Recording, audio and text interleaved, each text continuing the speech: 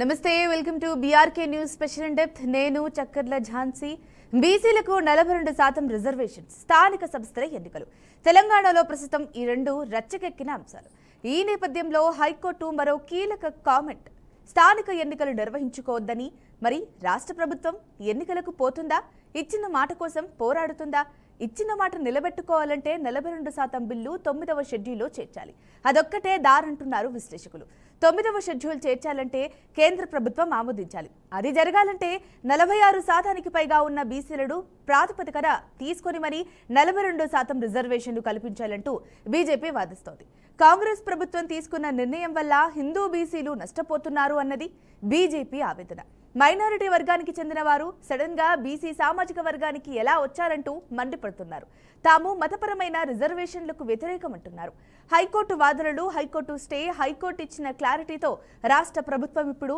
ఎలాంటి నిర్ణయం తీసుకొనుంది ఎన్నికలకు పోతుందా లేక రిజర్వేషన్ కోసం కొట్లాడుతుందా స్థానిక సంస్థల ఎన్నికల నిర్వహణకు ఎలాంటి అడ్డంకి లేదని స్పష్టం చేసిన కోర్టు వ్యాఖ్యలు ప్రభుత్వానికి ఊరటించిన బీసీ రిజర్వేషన్ల అంశం మాత్రం ఇంకా ముళ్ళ తిప్పల్లాగానే మారింది 42% రిజర్వేషన్ హామీతో కాంగ్రెస్ ఎన్నికల్లో బీసీల మద్దతు గెలుచుకున్న సంగతి తెలిసిందే ఆ వాగ్దానాన్ని నిలబెట్టుకోవడం ఇప్పుడు ముఖ్యమంత్రి రేవంత్ రెడ్డి ముందు పెద్ద సవాలుగా మారింది రేవంత్ ప్రభుత్వం ఒకవైపు బీసీలకు న్యాయం చేస్తామని పునరుద్ఘాటిస్తున్నా మరోవైపు కోర్టు తీర్పులు చట్టపరమైన అడ్డంకులు అడుగడుగునా అడ్డుపడుతున్నాయి ఎన్నికలు నిర్వహిస్తే రిజర్వేషన్ల వాగ్దానంపై ప్రతిపక్షాలు తీవ్ర దాడి చేస్తాయని భయం కానీ ఎన్నికలను వాయిదా వేస్తే ప్రజల్లో అసంతృప్తి మరింత పెరుగుతుందనే ఆందోళన ఇక బీజేపీ మాత్రం ఈ అవకాశాన్ని వదిలిపెట్టడం లేదు మైనారిటీలకు బీసీ రిజర్వేషన్లు ఎందుకు అంటూ ఆ పార్టీ నేతలు రాష్ట్ర ప్రభుత్వం మీద తీవ్ర విమర్శలు గుప్పిస్తున్నారు హిందూ బీసీలకు అన్యాయం జరుగుతోందని కేవలం ఓటు బ్యాంకు రాజకీయాలకే ఇది నిదర్శనమని బీజేపీ వాదన మరోవైపు బీసీ సంఘాలు మాత్రం మాకిచ్చిన హామీని నిలబెట్టండి 42% సాధించండి అంటూ ప్రభుత్వంపై ఒత్తిడి పెంచుతున్నాయి ప్రస్తుతం రాష్ట్ర ప్రభుత్వం రెండు మార్గాల్లో ఒకటి ఎంచుకోవాల్సిన దశకు చేరింది ఒకవైపు తక్షణ ఎన్నికల దిశగా వెళ్లే ఆప్షన్ ఉంది అయితే అది వెళ్తే బీసీ రిజర్వేషన్లు లేకుండా ఎన్నికలను నిర్వహించాల్సి వస్తుంది మరోవైపు 9వ షెడ్యూల్ చేర్పు కోసం కేంద్రాన్ని ఒప్పించే ప్రయత్నం చేయొచ్చు కానీ ఆ ప్రక్రియ సమయం పట్టే అవకాశం ఉంది కేంద్ర ప్రభుత్వం ఈ బిల్లు ఆమోదిస్తుందా లేదా రాజకీయంగా మరింత చిక్కులు తెచ్చిపెడుతుందా అన్నది కీలకం బీజేపీ ఇప్పటికే బీసీ రిజర్వేషన్ల పేరుతో అన్యాయం జరుగుతోందని ఆరోపిస్తోంది 46% పైగా బీసీలున్న రాష్ట్రంలో మైనారిటీ కోటాను కలిపి 42% ఇవ్వడం తగదు అని వాదిస్తోంది ఇదిలా ఉంటే రాజకీయంగా బీజేపీ తన ఆధిపత్యాన్ని నిలబెట్టుకునే ప్రయత్నం చేస్తోందని కాంగ్రెస్ వాదిస్తోంది బీసీలకు అసలు ద్రోహి బీజేపీ అంటూ కాంగ్రెస్ కామెంట్లు పెడుతోంది తెలంగాణ రాష్ట్ర ప్రభుత్వం చేపట్టిన 42% బీసీ రిజర్వేషన్ పూర్తి స్థాయిలో నష్టం చేసేదా అంటే కాదని కొందరు విశ్లేషకులు అభిప్రాయపడుతున్నారు బీసీలకు న్యాయం చేసే దిశగా కాంగ్రెస్ అడుగులు వేస్తోందని కానీ చట్టపరమైన చిక్కులను లేకుండా ముందుకు వెళ్లాలని సూచనలు చేస్తోంది ఇలాంటి క్లిష్ట పరిస్థితుల్లో రాష్ట్ర ప్రభుత్వం ఇప్పుడు ఏ దిశగా అడుగులు వేస్తుందో చూడాలి ఇక ఈ అంశానికి సంబంధించి ఇవాళ మనతో పాటు విశ్లేషణ ఇవ్వడానికి ఉన్నారు బీజేపీ అధికార ప్రతినిధి గంగాపురం వెంకటరెడ్డి గారితో మాట్లాడదాం నమస్కారం వెంకటరెడ్డి గారు నమస్తే ఝాన్సీ గారు నమస్తే సార్ మరి ప్రస్తుతం తెలంగాణ హైకోర్టు తీర్పు యొక్క ఈ చట్టపరమైన పునాది ఏంటి అంటారు అంటే ఈ 42% బీసీ రిజర్వేషన్లపై ఆంక్షలు ఎందుకు విధించింది అంటారు ఇప్పుడు ఝాన్సీ గారు ఒకటి ఏంటంటే భారతీయ జనతా పార్టీ బీసీలకు 42% రిజర్వేషన్స్ ఇవ్వడానికి ఏ కోశాన్ని కూడా వ్యతిరేకించలేదు అసెంబ్లీలో దానికి మేము మద్దతు కూడా చెప్పడం జరిగినటువంటిది కాంగ్రెస్ కామారెడ్డి డిక్లరేషన్లో బీసీ డిక్లరేషన్లో చెప్పినట్టుగా 42% ఏ రకంగా అమలు చేస్తారో అనేటువంటి దాని మీద మాకు రెండో అభిప్రాయం లేదు దానికి మద్దతు ఉంది దాంట్లో సందేహం లేదు కాకపోతే ముందు చూపు లేకుండా రాజకీయ అవగాహన లేకుండా న్యాయబద్ధమైనటువంటి ఆలోచన లేకుండా చట్టాల అవగాహన లేకుండా రేవంత్ రెడ్డి గారి ప్రభుత్వం దీన్ని ముందుకు తీసుకుపోయింది అనేటువంటిదే మా వాదన ఎందుకంటే ఈ రకంగా బీసీలను మోసం చేసేటువంటి ఒక కుట్ర కాంగ్రెస్ పార్టీ ఓట్లు దండుకోవడానికి సీట్లు దండుకోవడానికి చేసినటువంటి అధికారం రావడానికి చేసినటువంటి అమలు చేయడానికి వీలు లేనటువంటిది ఈ మాట మేమంటే ఏమంటారంటే మీరు వ్యతిరేకమా 42% కాదు మీరు ఇస్తామన్నారు ఏ రకంగా ఇస్తామన్నదానికి మేము అసెంబ్లీలో మేము మద్దతు చెప్పడం జరిగింది సరే దానికి రకరకాల చర్చలు జరిగినటువంటిది ఇలా కొత్త విషయం కాదు ఇది గత 6-7 మాసాలుగా కీలకమైన చర్చ తెలంగాణ ప్రాంతంలో ఉన్నటువంటిది కోర్టుల్లో ఉంది మీడియాలో ఉంది సామాజిక వర్గాలు ఉద్యమాలు రకరకాలు ఉన్నవి వాటి అన్నిటిని పక్కకు పెట్టండి 2 రోజులు గతంలో వారం 10 రోజుల కింద నోటిఫికేషన్ ఇస్తామన్నప్పుడు కోర్టుకు వెళ్ళడం జరిగింది కొంతమంది కోర్టుకు వెళ్తే మరి స్టే ఇవ్వలేదు కానీ వీళ్ళు ఎలక్షన్ ప్రాసెస్ స్టార్ట్ చేసినారు అక్కడికి ఆ రోజు జడ్జి గారు అన్నారు, హైకోర్టు జడ్జి గారు అన్నారు మీరు ఆగొచ్చు కదా అంటే ఆగకుండా మరుసటి రోజు నోటిఫికేషన్ షెడ్యూల్ ఇచ్చినారు. నోటిఫికేషన్ కాదు షెడ్యూల్ ఇచ్చినారు. ఆ షెడ్యూల్ ప్రకారంగా జరుగుతున్నది. మొన్న 8/9 సంబంధించినటువంటి పోస్ట్ కేసు అయినటువంటి దాంట్లో 8 నాడు వాదనలు అన్ని 2 వర్గాలు చేయడం జరిగినటువంటిది. ఆ పిటిషనర్దారులకు 9 జీవోను వ్యతిరేకించే వాళ్ళు ప్రభుత్వము రకరకాలుగా జరిగినటువంటి చర్చ. ఈవెన్ కర్ణాటక ప్రభుత్వం నుంచి కూడా వాళ్ళ కౌన్సిల్ ప్రభుత్వం తరఫున రావడం జరిగింది. మనకు అందరికీ తెలిసిందే, మీడియాలో వచ్చినటువంటి కథనాలు. ఇప్పుడు 50% సంబంధించినటువంటిది వాళ్ళు 9th షెడ్యూల్ అంటారు, రకరకాలుగా మాట్లాడతారు. 9th షెడ్యూల్ స్టోరీ వేరే ఉంది. ఆ ప్రయత్నం చేయలే వీళ్ళు. ఆ ప్రయత్నం చేయకుండా ఏంటంటే మామూలుగా ఒక జీవో ఇచ్చి 42% అన్నారు. ఒక కమిషన్ వేసినాం అంటున్నారు, డెడికేటెడ్ కమిషన్ కూడా చట్టబద్ధంగా వేరే వాళ్ళు. ఒకటి గుర్తుంచుకోవాలి ఝాన్సీ గారు, డెడికేటెడ్ కమిషన్ భూసాని వెంకటేశ్వరరావు గారి ఆధ్వర్యంలో వేసినటువంటి కమిషన్కు ముందే మీరు జీవోలో ఉన్నది రెండో రెఫరెన్స్ 1, రెఫరెన్స్ 2, రెఫరెన్స్ 3 కానీ చదివినట్టయితే 10/10 నాడు మామూలుగా 10/10/24 నాడేమో ప్లానింగ్ డిపార్ట్మెంట్ ద్వారా సేకరిస్తున్నారు డేటా. 10/10/24 ఆ తర్వాత 24 రోజుల తర్వాత డెడికేటెడ్ కమిషన్ వెంకటేశ్వరరావు గారితో వేయించినారు. అప్పటికే డేటా కలెక్ట్ చేస్తున్నారు. చట్టం సుప్రీంకోర్టు చెప్పినటువంటిది ఏంటంటే ఒకవేళ మీరు 50% కంటే మించేటువంటి పరిస్థితి ఒకవేళ కావాలనుకున్నప్పుడు దానికి ట్రిపుల్ ట్రస్ట్ అని పెట్టినారు. ట్రిపుల్ ట్రస్ట్ అంటే ఏంటి? ఒక కమిషన్ వేయాలి, డెడికేటెడ్ కమిషన్, చట్టబద్ధంగా ఇండిపెండెంట్ కమిషన్, జ్యుడిషియరీ కమిషన్ ఉంటుంది, రాష్ట్ర ప్రభుత్వ ఆధీనంలో ఉండదు. ఇండిపెండెంట్గా సేకరిస్తుంది డేటా, ఇంటర్ప్రిట్ చేస్తుంది, అనలైజ్ చేస్తుంది, రికమెండేషన్స్ ఇస్తుంది. అది ఒకటి. రెండవది ఎట్టి పరిస్థితుల్లో కూడా మళ్ళీ ఏంటంటే విలాసరావు కేసులో కూడా మనకు ఉన్నటువంటి అనేక కేసులు ఉన్నటువంటిది వికాసరావు గవాలి కేసులో కూడా 50% మించకూడదు అనేటువంటి విషయం చెప్పడం జరిగింది. సరే, ఇవన్నీ చర్చలు జరిగి ఏది జరిగినప్పటికీ కూడా ఏంటంటే ఆ కమిషన్ రిపోర్టు ఏం రిపోర్ట్ అనేది ఇంతవరకు బయటికి పెట్టలే. ఏ కులం ఎంత ఉందని చెప్పలే, ఎవరు వెనుకబడ్డారు అనేటువంటి మాట చెప్పకుండా డైరెక్ట్గా 56% బీసీలు ఉన్నారు, 42% ఇస్తున్నారు, 46% హిందూ బీసీలు అని చెప్పినాడు గత ముఖ్యమంత్రి గారు. నవ్వొస్తుంది.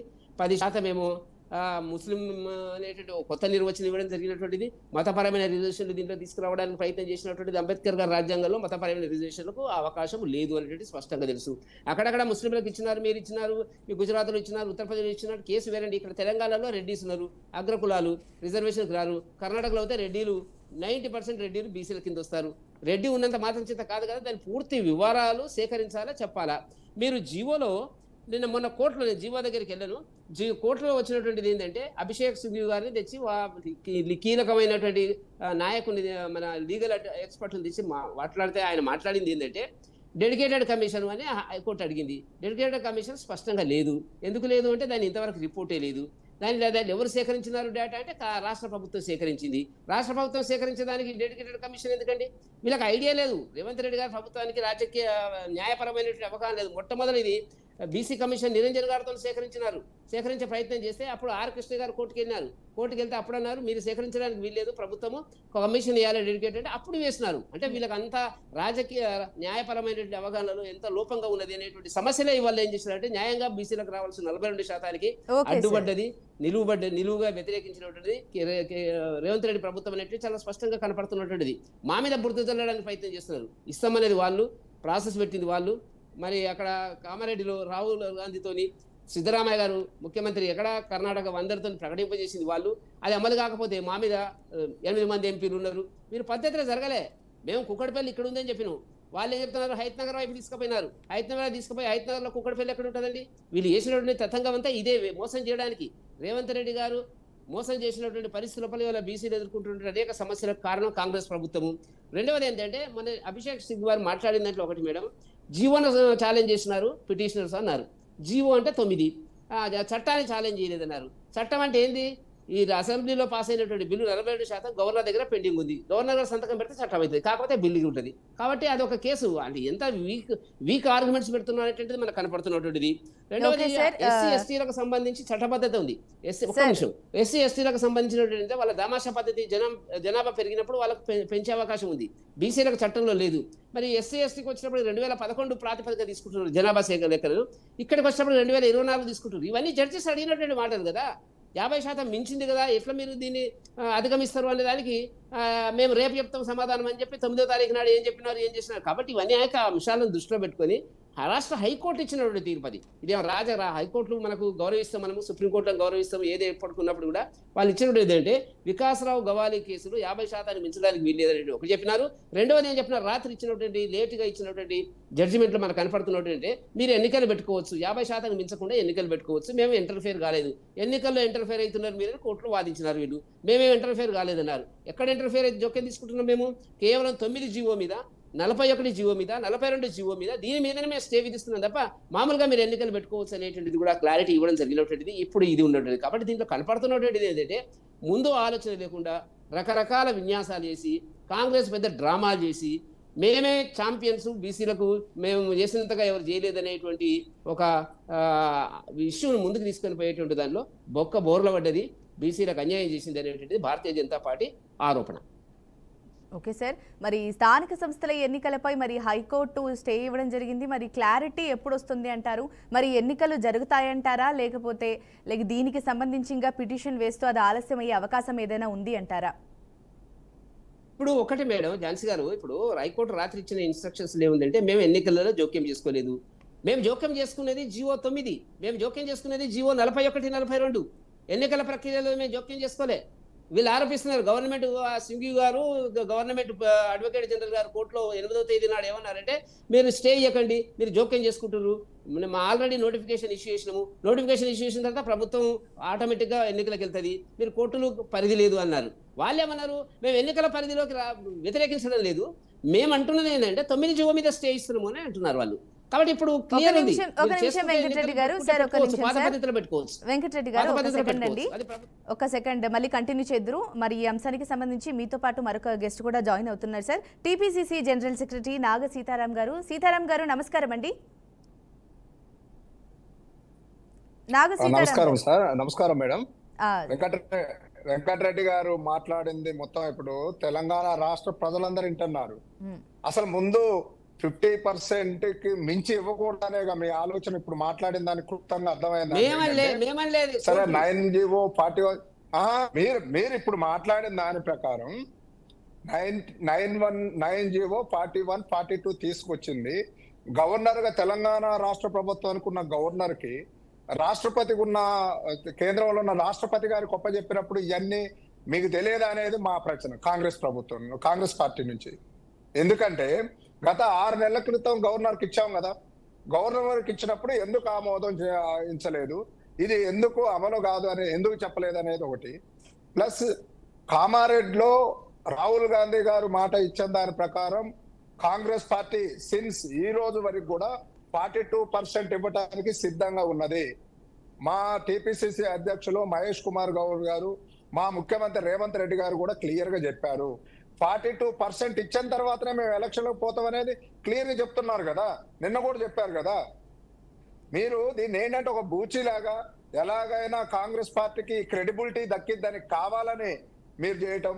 నిన్న ఎవడన్నా బీజేపీకి కానీ బీఆర్ఎస్ కానీ చిత్తశుద్ధి ఉంటే స్వీట్లు పంచుకుంటారండి.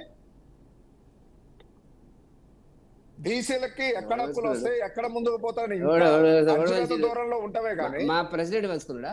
మా ప్రెసిడెంట్ రామచంద్ర గారు పంచుకున్నారా స్వీట్లు? ఎవడో పంచుకుంటే దాని గురించి ఎందుకు మాట్లాడతారంటే మీ వాళ్ళే పంచుకున్నారు. ఈ కాంగ్రెస్ కార్యకర్త ఎవడైనా ఎక్కడ చెప్పండి, ఒక్కళ్ళు చెప్పండి ఎవరు పంచారనేది. ప్రెసిడెంట్లు కీలకమైన నాయకులు పంచితే తప్పు,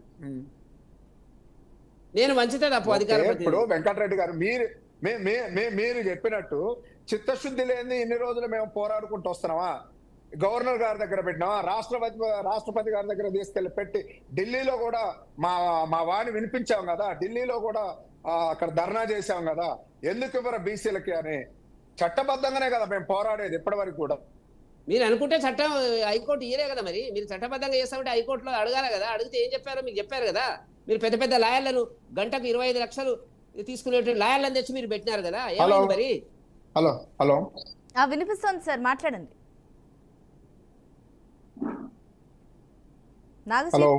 సీతారాం గారు వినిపిస్తోంది సార్, మాట్లాడండి. మేడం ఇప్పుడు మేము కామారెడ్డిలో అధినేత రాహుల్ గాంధీ గారు ఇచ్చిన ప్రకారం మేము 2023లో అధికారంలోకి వచ్చిన దగ్గర నుంచి మేము చెప్పేది ఒకటే, మేము చిత్తశుద్ధితో ఉన్నాం. బీసీలకు 42% ఇవ్వడానికి తెలంగాణ రాష్ట్ర ప్రభుత్వం ప్రజాపాలన ప్రభుత్వం చిత్తశుద్ధితో పనిచేస్తుంది. దానికి ఈ క్రెడిబిలిటీ కాంగ్రెస్ పార్టీ దక్కిద్దని కేంద్రంలో అధికారంలో ఉన్న బీజేపీ ప్రభుత్వం అయితే చెప్పండి వెంకటరెడ్డి గారు, మీరు క్లియర్ గా మేము చేసింది కాంగ్రెస్ పార్టీ చిత్తశుద్ధి లేని 9, 9, 41, 42 జీవోలు తీసుకొచ్చి ఆమోదం పొందించి గవర్నర్ గారికి ఇచ్చామా? కరెక్టే, చెల్లని జీవోలే మీకు తెలుసు ఇచ్చినారు. ఎందుకంటే ఓట్ల కోసం మీరు చేయలేక అక్కడ ఇచ్చినారు కాబట్టి హామీ కామారెడ్డిలో ఏం చేయాలో అర్థం కాలేదు. కోర్టు చెప్పింది కదా, కోర్టు చెప్పింది కదా, నేను కాదా, కోర్టు చెప్పింది కదా, కోర్టు చెప్పింది కదా, స్టే చేసింది కదా.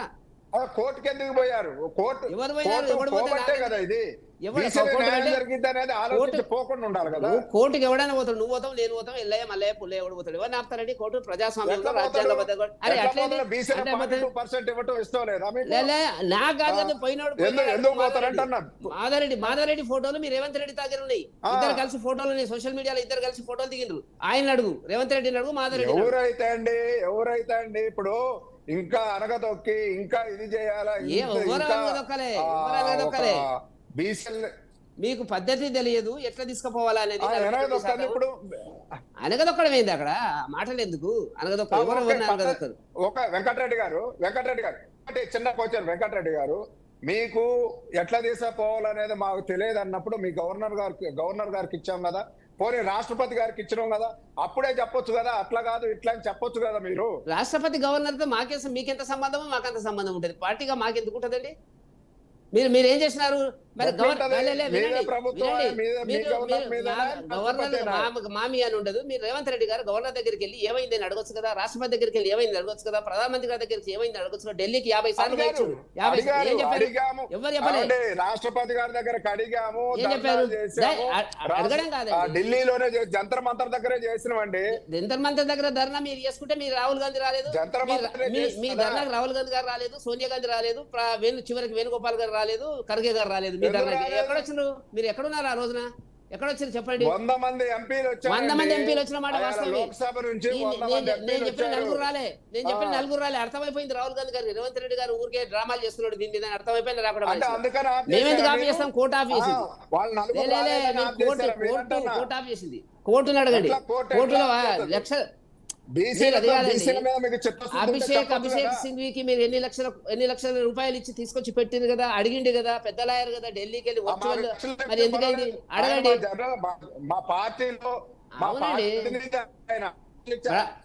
అవును, మరి జడ్జిని అడగాలి. రెస్పాన్సిబిలిటీ పర్సన్ ఆయన ఉన్నారండి, ఎవరైనా ఉండని. మాకుంటే ఎవరైంది